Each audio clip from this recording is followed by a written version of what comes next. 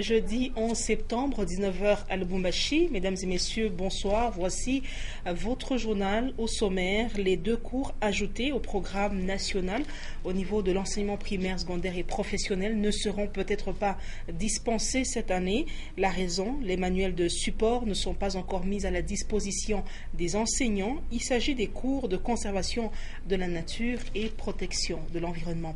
Et puis enfin du courant à Kassaji, l'équipement de desserte en énergie électrique est arrivé dans cette partie de la province du Katanga tel que promis par Moïse Katumbi qui a assisté personnellement au déchargement des dits équipements. Une fois de plus, Madame, Monsieur, bonsoir et bienvenue à ce journal. Avant de développer tous ces titres, direction Berlin où il se tient un forum Allemagne-Afrique et le patron du gouvernement congolais, Augustin Matata Ponyo, y a pris part et comme intervenant bien sûr principal, Augustin Matata a parlé des relations de partenariat économique entre le gouvernement allemand et l'Afrique. Les détails dans ce reportage de Nyota Kinshasa. Le chef du gouvernement de la République démocratique du Congo, Augustin Matata Ponyo, a pris part ce jeudi 11 septembre à Berlin au forum Allemagne-Afrique organisé par les ministères germaniques de la coopération des assises au cours de laquelle Matata Ponyo a participé comme intervenant principal. Nous avons été invités par le gouvernement allemand et nous sommes intervenants principal dans le forum organisé par le ministère allemand de la coopération sur les relations des partenariats économiques entre le gouvernement allemand et l'Afrique. Le gouvernement allemand a pensé qu'il était utile, compte tenu des progrès économiques que réalise aujourd'hui le gouvernement congolais. Le gouvernement allemand a donc pensé que le Premier ministre de la République démocratique du Congo pouvait apporter sa contribution dans la réalisation des objectifs de ces forums. Sachez par ailleurs qu'à son arrivée hier mercredi, le chef du gouvernement a rencontré différentes personnalités allemandes et a également été reçu au Parlement de ces pays. Et je l'ai dit en titre, c'est pour concrétiser ces promesses d'électrifier ce coin de la province du Katanga que le gouvernement Moïse Katumbi s'est rendu mardi 9 septembre à Kassaji, où il a commencé par s'entretenir avec la population au stade Ikoku. Reportage Nono Landou et Stéphane Chisso. Les habitants de Kassaji connaissaient la portée historique de ce jour et même la cime d'arbre était indiquée pour attendre l'arrivée de celui qui sera retenu par les générations comme celui qui a finalement concrétisé leur éternel espoir de voir un jour leur cité éclairée enfin. L'honorable Moïse Katumbi Chapwe qui est arrivé le mardi 9 septembre 2014, reçu avec un faste, une ferveur rarement vécue ici.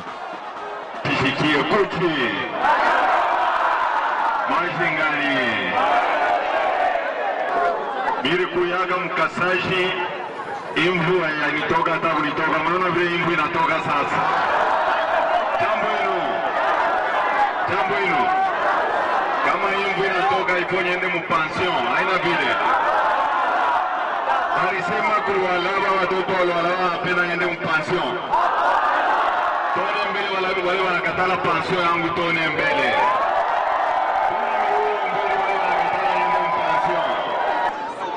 Bale mirifikaka mu 2007 munakumbuka mirikuwaka par route balabala ilikuwaka je nemiuliza balabala ilikuwaka je eske mabisi ilianza kufika Mkasaji na kwenda Dilolo eske ilianza kufika kama unaona miko naenda Dilolo bangole banaisha ngambo yabo mambo ya train tunabakia ngambo yetu tunasikilizana.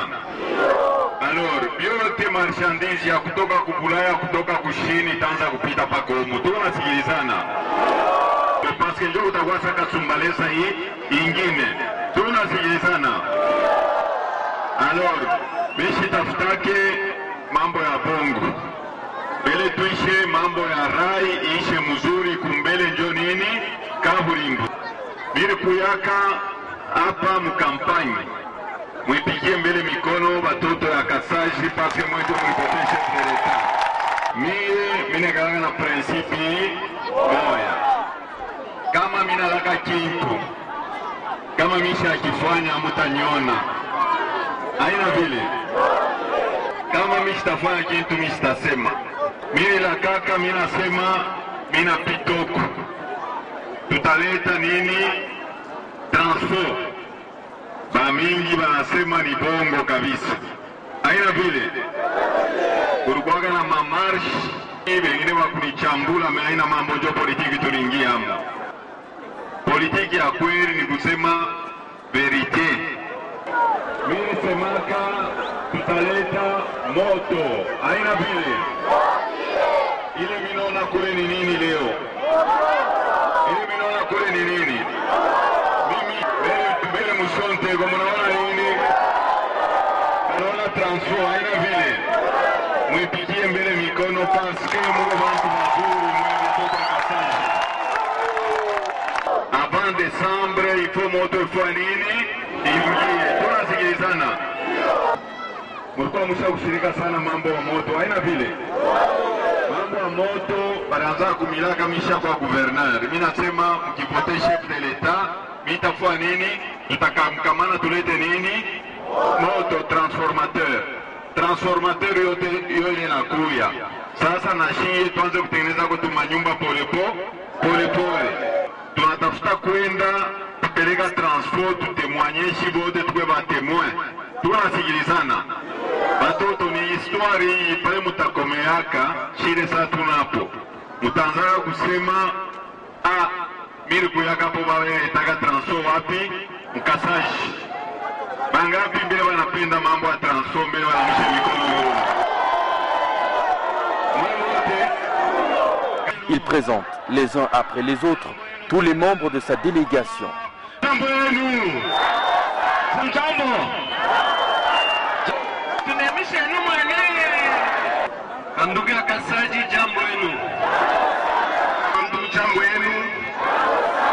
Le président de la société civile locale, d'habitude bavard, verra l'émotion, le privé de mots.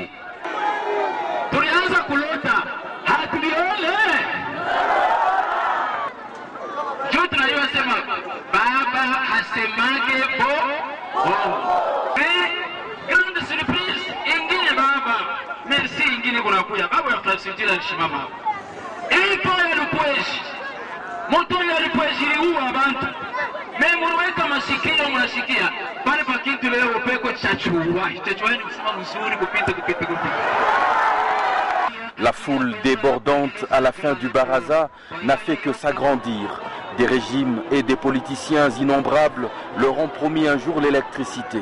En un temps que l'on peut considérer record, l'honorable Moïse Katumbi Chapwe le concrétise. Et c'est avec ce mélange d'admiration et d'incrédulité qu'ils ont tenu à l'accompagner après l'échange.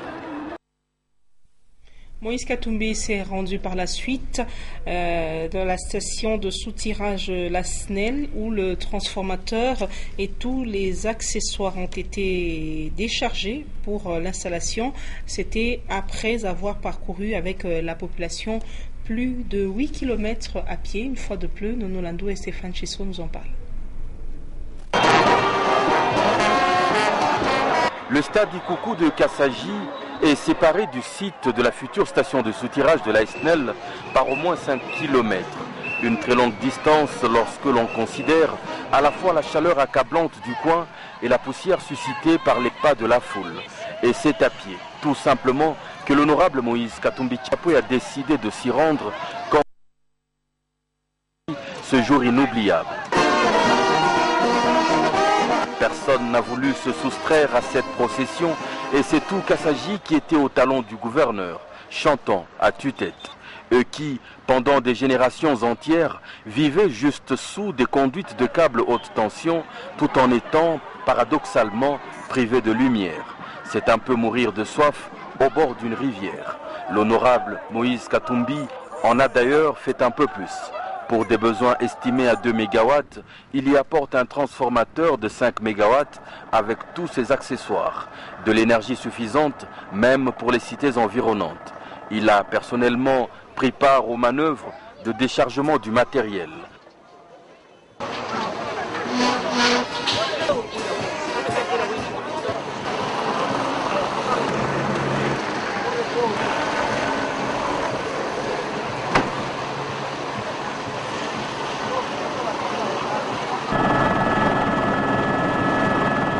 Avant d'être accompagné, une fois de plus, à pied, vers le centre-ville, et personne ne s'est soustrait à l'exercice.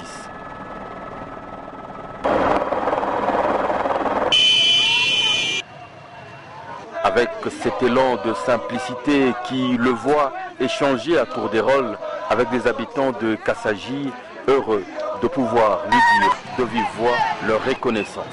Le bonheur de l'électricité ayant évanoui toute fatigue. Déjà Kassaji s'apprête à accueillir l'électricité. En témoignent les poteaux d'éclairage public déjà installés et le réseau des fils conducteurs.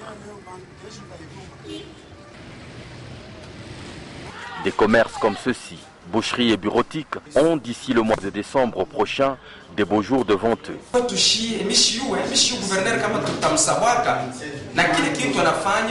Ashifanye kwetu shiba kubwa paka baleo. Ile kitu anafanya itakuwa mageneration na mageneration na kila generation itabeba sa monument. Itabeba sa point de référence gouverneur parce que ni mon période ya règne yake tout lipata iboto hii. Et après l'étape de Kassaji, le gouverneur a pris la direction de Di Lolo. Voici donc un extrait de son arrivée.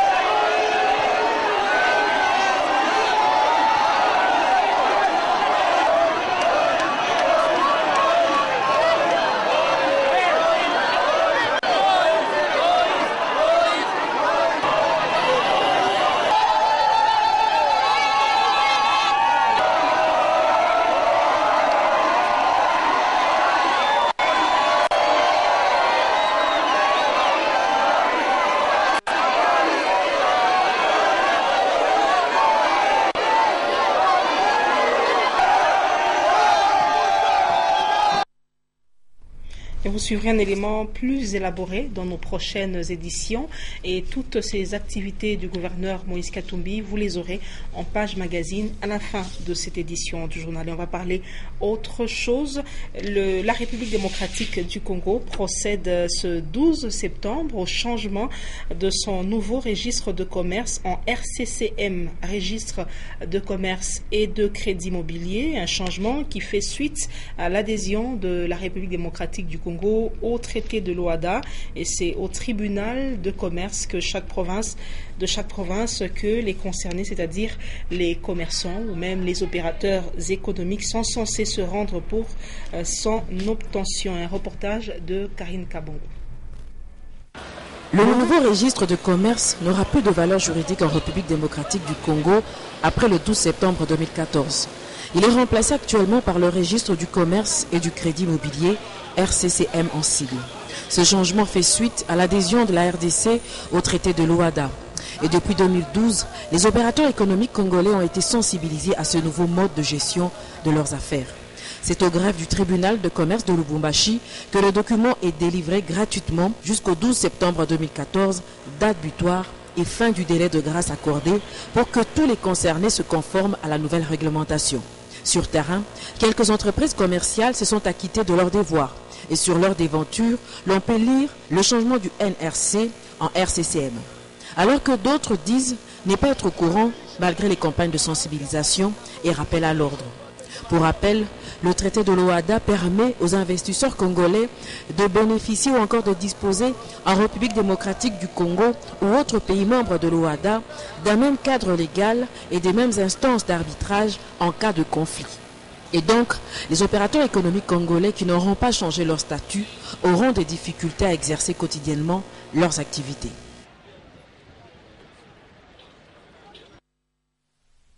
Et les 11 ministres provinciaux du Congo démocratique séjournent à Kinshasa pour un forum. Cet avant-midi, ils ont été reçus par le ministre national des Finances avec qui ils ont évoqué les questions de collaboration transversale entre les deux pouvoirs, ça veut dire national et provincial. Et dans ce reportage, vous écoutez la satisfaction de tous ces ministres provinciaux. Ils en parlent à travers leur délégué, Christian Mondo, qui est au micro de Jules Kaboula.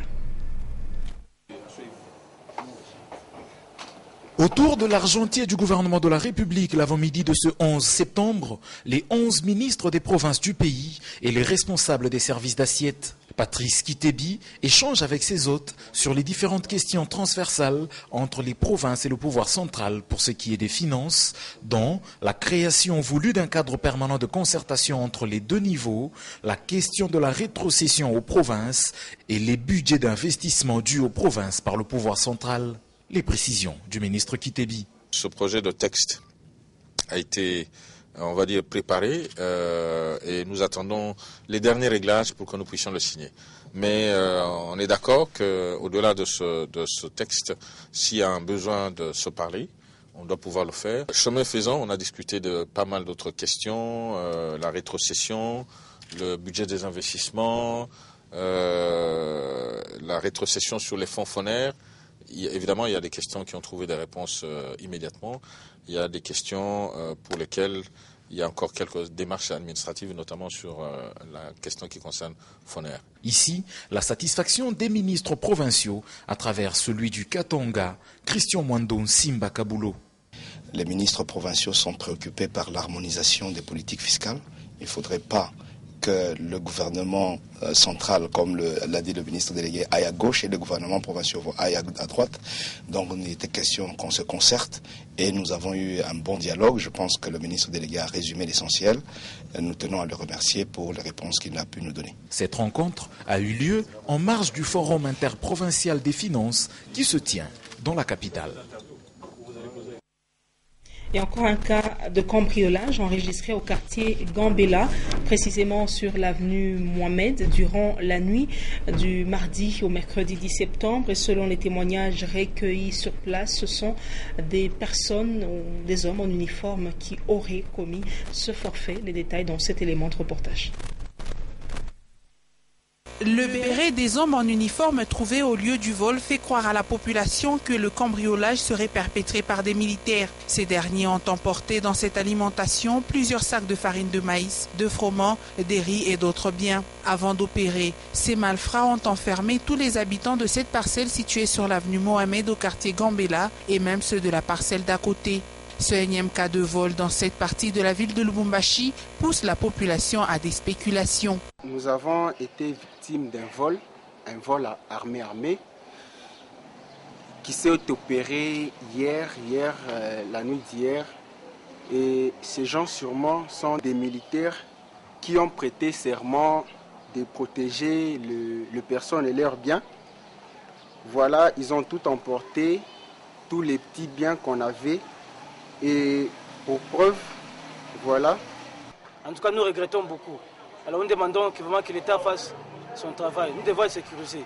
Ça doit être, comment dirais-je, un minibus ici, soit une jeep je ne sais pas, des policiers ou des privés ici. Nous sommes très désolés vraiment ici. Selon les témoignages, le quartier Gambela fait face chaque nuit à des cas de vol et extorsion des biens de la population par des hommes armés. La conservation de la nature et la protection de l'environnement, les deux cours ajoutés au programme national de l'éducation cette année scolaire ne seront peut-être pas dispensés. Une situation due au manque des manuels qui ne sont pas encore mis à la disposition des enseignants. Pourtant, ils devraient arriver avant le début de l'année scolaire. Jean-Paul Malimba et Janine Bouchou nous en parlent. Le ministère en charge de l'enseignement primaire, secondaire et professionnel s'est résolu d'introduire les cours d'éducation à l'environnement et celui de conservation de la nature dès l'entame de l'année scolaire 2014-2015. Mais les constats faits dans différents établissements scolaires de Lubumbashi révèlent que les manuels contenant les programmes de ces deux cours ne sont toujours pas disponibles. Situation qui inquiète certains enseignants censés dispenser ces cours. ça, c'est important. Pour le moment, nous avons un problème sérieux de réchauffement climatique de la Terre, pollution, etc., etc. Donc, nos enfants doivent apprendre à l'école. Donc, nous savons très bien que toutes les bonnes choses, toutes les meilleures choses s'apprennent à l'école. Donc, nous remercions le gouvernement d'avoir pensé à ajouter ces cours. Nous demandons au gouvernement de nous envoyer aussi les documents y afférents. Et aussi, le gouvernement doit penser à tout cela dès le début de l'année scolaire. Et aussi le renforcement des capacités par rapport aux enseignants. Les enseignants doivent s'imprégner d'abord de ce cours parce que c'est encore nouveau. Ils auront tout le temps d'abord de suivre quelques formations pour cela. Et le gouvernement, nous lui recommandons vraiment de ne pas tarder à nous apporter les manuels pour ce cours-là de l'environnement. Néanmoins, le personnel enseignant apprécie cette innovation et espère que les autorités qui gèrent le secteur éducatif en République démocratique du Congo feront tout pour faciliter les enseignants à avoir ces outils didactiques. L'ajout de ces deux cours permettra aux élèves de cultiver les notions de respect et de la conservation de la nature ainsi que de l'environnement. Et quelques jeunes gens surpris en train de faire le crieur à la place des membres de différents membres de mutuelles des chauffeurs dans les parkings ont été arrêtés ce jeudi par la police. Par ce geste, la mairie de Lubumbashi voudrait mettre de l'ordre dans le secteur du transport. Maurice Mazel nous en parle. La mairie de Lubumbashi a déployé quelques éléments de la police district-ville dans les parkings de Lubumbashi pour arrêter les Tchadiens, les crieurs, les marchands pirates et des jeunes gens qui n'ont rien à faire dans les arrêts de bus. Les membres des mutuelles et associations de chauffeurs présents dans les parkings avaient pour rôle d'identifier leurs membres si par mégarde ils sont tombés dans les filets des agents de l'ordre. Pour éviter tout malentendu, il a été demandé tout bonnement aux conducteurs des transports en commun et leurs receveurs d'être à bord de leurs véhicules respectifs pendant qu'ils attendaient en file. Cette mesure vise à identifier tant soit peu les chauffeurs des délinquants qui préjudicient les propriétaires des bus ou taxibus en s'adonnant aux salises ou autres antivaleurs décriés dans les parkings. Lors de l'opération d'identification, pour savoir qui fait quoi dans les parkings de Lubumbashi, beaucoup d'intrus ont été débusqués. Concernant la mesure qui a été prise par l'autorité urbaine pour que ces deux MIC soient toujours en uniforme, moi je suis d'accord avec ça. Ces deux-là, c'est quoi aussi, doivent être aussi en uniforme pour éviter que ces bandits-là, ces bandes de gens-là, les fumeurs de chanvre-là ne puissent plus vraiment piétiner dans le parking. On est d'accord, vraiment, nous saluons cela. Depuis quelques jours, les parkings sont dépouillés des délinquants et des opportunistes crieurs qui infectaient les parkings. Arrivé presque à la fin de son séjour louchois, le maire de Mbujimayi a visité la nécropole de Lubumbashi. Jean-Paul Ntambwe apprécié le fruit du partenariat privé-public conclu par la mairie de Lubumbashi. Maurice Mazel nous en parle. À quelques jours de sa mission officielle au Katanga, le maire Jean-Paul Ntambwe de la ville de Mbujimayi a visité la nécropole Rivière des Anges de Kassangiri. Conduit par l'administrateur général et gardien des cimetières de Lubumbashi, Cyril Moulaja, et le directeur de cabinet près la mairie de Lubumbashi, Jean-Pierre Ngwej, le maire de Mbujimayi et sa suite ont découvert le site. Le gérant de la nécropole Rivière des Anges les a fait visiter la vallée de la Miséricorde, la vallée de la Sagesse, la vallée Archange Michel, Archange Gabriel, de la Bénédiction et la vallée de Petits Anges. À la différence des autres cimetières de Lubumbashi, la nécropole Rivière des Anges, au-delà d'être un lieu de repos éternel, est un site où les familles des défunts peuvent se recueillir même après plusieurs années. Il y a le respect des morts et puis les infrastructures comme c'est érigé ici, c'est vraiment bien recommandé. Parce que vous pouvez aller et revenir peut-être après 30 ans, vous allez retrouver la tombe. Hein, c'est ce qui m'a aidé, c'est ce qui m'a vraiment réjoui, parce qu'il y a vraiment l'infrastructure urbaine qui est mise sur pied. Le maire de Mbuji-Mayi a eu suffisamment d'explications sur le partenariat public-privé conclu par la mairie de Lubumbashi et les tierces. Le monde en général et les Américains en particulier commémorent ce 11 septembre, le 13e anniversaire triste des attentats du 11 septembre, considéré désormais comme date qui marque la lutte contre le terrorisme. À cette occasion, le président Barack Obama a promis de poursuivre sa lutte contre les djihadistes. Consolat Kanjama Kolovera nous en parle. 11 septembre 2001, 11 septembre 2014, cela fait 13 ans jour pour jour depuis la destruction du World Trade Center aux États-Unis d'Amérique où 3000 personnes avaient perdu la vie. Des attentats qui avaient été revendiqués par Al-Qaïda. À New York, Washington et en Pennsylvanie, le pays de l'oncle Sam s'est rappelé. Et la nuit dernière, le président Barack Obama a dévoilé son plan pour contrer les djihadistes de l'État islamique. La lutte sera longue, mais pas question d'intervenir au sol comme en 2003, a déclaré Barack Obama. Notre objectif est clair, affaiblir et détruire définitivement l'organisation de l'État islamique à travers une stratégie globale de contre-terrorisme. Nous allons systématiquement mener des frappes aériennes contre ces terroristes. En collaboration avec le gouvernement irakien, nous allons déployer nos efforts pour protéger notre peuple et les missions humanitaires. Nous allons cibler des frappes contre l'organisation de l'État islamique au fur et à mesure des offensives menées par les forces irakiennes. Que ce soit clair, nous allons chasser les terroristes où qu'ils se trouvent. Nous n'hésiterons pas à mener des actions contre l'organisation de l'État islamique en Syrie, tout comme en Irak. C'est le principe de base de ma présidence. Si vous menacez les États-Unis, vous ne trouverez pas de refuge. Et ce 11 septembre 2014, une minute de silence a été observée notamment à la Maison-Blanche en présence du président Barack Obama et son épouse Michelle Obama. Occasion pour le chef d'État américain de dire un mot par rapport à cet anniversaire douloureux. Cela fait maintenant 13 ans.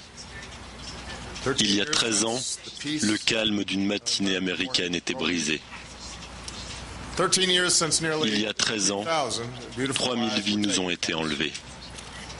Ici, encore une fois, nous prions pour les âmes de ceux qui sont partis, pour vous, les familles, qui les aimeront toujours. En tant qu'Américains, vous nous avez apporté de la force. Notre amour est notre réponse à la haine de ceux qui vous ont attaqué ce matin-là. 13 ans après les attentats, la mobilisation s'organise. John Kerry a été dépêché au Moyen-Orient, l'idée étant de convaincre les pays arabes afin qu'ils rejoignent la coalition. Et en sport, on va revenir sur la récente visite de la délégation de tout-puissant Mazembe à Mbuji-Mayi. Eh bien, sachez qu'après avoir remis la somme de $100 000 américains au président de Sanga Balende comme contribution du président de Mazembe dans la construction du stade Kachala Bonzola, la délégation de Mazembe est allée visiter immédiatement les sites des travaux. Meshak KMB, Jean-Marc Kassongo nous en parle. C'est rendre compte de l'état d'avancement des travaux de construction du stade Kachala Bonzola et apporter des soutiens de son Excellence Moïse Katumbi à son frère Alphonse Ngouyi Kassanji, initiateur de ces projets. Voilà qui a amené cette délégation du TP Mazembe, conduite par son manager Frédéric Kitengui, ainsi que son directeur des transports Adolphe Kabamba Mwanabouté, jusque sur les sites du prochain stade moderne. Les hôtes de Ngouyi Kassanji ont suivi pas à pas l'évolution des travaux qui sont exécutés par une main-d'œuvre congolaise très motivée, dans laquelle on retrouve également des dames. Kitenge Kinkumba n'a pas caché sa satisfaction à l'issue de la visite. Pour parler de ce stade, je vais vous dire une chose, très franchement. Je n'ai pas l'habitude de flatter, ce n'est pas mon genre. Je me demande si son Excellence, Monsieur le Gouverneur, n'a pas une équipe de recherche assez approfondie. J'ai comme l'impression que les gens sont allés à Lubumbashi, ils ont regardé ce que Mazembe a fait, on a tout récolté et on a comptabilisé les erreurs que Mazembe a commises pour venir les corriger. Alors, conséquence, vous allez très vite, plus vite que nous, et très bien. Voilà comment je peux résumer. Vous allez très vite et très bien. L'ère de jeu est quasiment terminée parce que c'est aplani. Une fois qu'on finit les travaux de terrassement et des caniveaux, on peut déjà mettre la pelouse. Et je viens d'apprendre de la bouche de son Excellence, Monsieur le Gouverneur, que bientôt, d'ici 1 ou 2 mois, la pelouse synthétique va vous parvenir à partir de Lubumbashi où elle va atterrir. Le manager des Corbeaux est également revenu sur les motivations du président Moïse Katumbi en apportant sa pierre à l'édifice avec la somme de $100 000 américains. Monsieur Moïse Katumbi n'a pas agi en tant que gouverneur. Il a agi en tant que Congolais d'abord, sportif, et puis président de TP Mazembe, dont le gouverneur Ngoï Kassanji est originaire, parce qu'il faut toujours venir de quelque part pour aller de l'avant. Et c'est une révélation que je ferai en vous disant que pour gagner notre coupe, nos 2 coupes qu'on a gagné, la Coupe d'Afrique de club champion, le gouverneur Ngoï Kassanji nous a accompagnés partout. Et dont ceux qui font quelque chose pour notre communauté. Les grandes nations n'ont pas eu de cadeaux du ciel. Ce sont les mains de leurs fils qui ont fait qu'on puisse avoir des résultats. Alors le gouverneur Moïse Katumbi s'inscrit aussi sur la liste de ce papa-là qui a donné quelques sacs de ciment. On a vu les images ici avec les sacs de ciment. De cette maman-là qui a amené une chèvre. De ce papa-là qui a amené un bidon d'eau. Lui aussi donne aussi sa contribution pour pouvoir être parmi les gens qui donnent un coup de main et qui félicitent l'initiateur, le concepteur et en plus le réalisateur même de cette œuvre. A noter que tout le long de cette visite, la délégation d'Imazimbi était accompagnée par les fans de Sa Majesté Sangya Balinde qui scandaient des chants de joie à l'intention de cette délégation.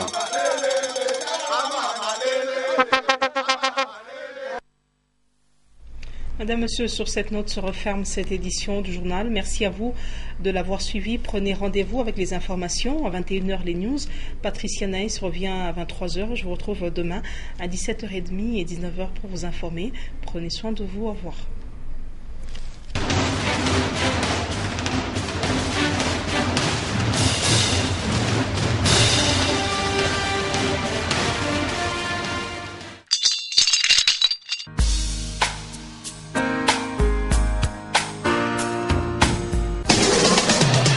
Programmation musicale, voice track, gestion publicitaire. Nyota FM. Et un support technique, c'est sur Nyota. Écoutez, c'est une nouveauté.